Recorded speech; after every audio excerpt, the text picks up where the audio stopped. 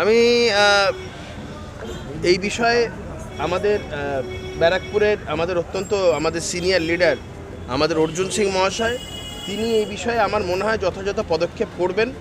আমি তার সাথে কথা বলেছি এই ব্যাপারে, যে পার্থভৌমিক বাইরে ঘুরে বেড়াচ্ছে, এটা খুব একটা ভাল লাগছে না বিষয়টা। মানুষের তো ওনার বিরুদ্ধেও প্রচুর অভিযোগ আছে।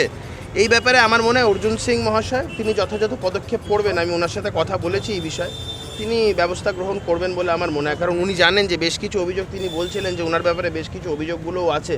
তো এই ব্যাপারটা উনি হয়তো দেখবেন এই বিষয়ে।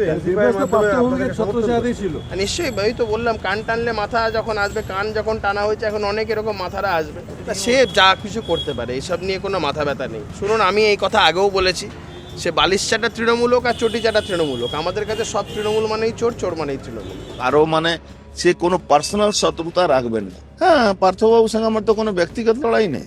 দেখুন, আমি একটা কথা আমার মনে পড়ে, আমাদের যখন আমি এমপি ছিলাম তখন প্রত্যেক মঙ্গলবারে দেশের প্রধানমন্ত্রী আমাদের দলের যারা এমপি ছিল তাদের মিটিং নিতেন। ওখানে একটা স্পষ্ট বার্তা দিতেন কি বিরোধীদের যে কোনো এমপি সঙ্গে ডায়লগ রাখবেন, কথাবার্তা বলবেন, কারো সে কোনো পার্সোনাল শত্রুতা রাখবেন না। এটা আমার জীবনে আমি কিন্তু এটা নিয়ে খুব ভাবি, আর এটা আমি করার চেষ্টাও করি। তো এটা ভারতীয় জনতা পার্টির মধ্যে এটা আছে কি মানুষের সঙ্গে সম্পর্ক বিরোধী হলেও এই সম্পর্কটা রাখতে হবে। যে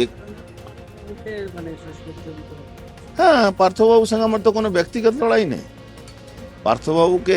পার্থবাবু দল ছেড়ে দিয়েছেন, আমার সঙ্গে যোগাযোগ করেন, কথা বলেন, তা আমি কথা বলি, অসুবিধাতে নেই।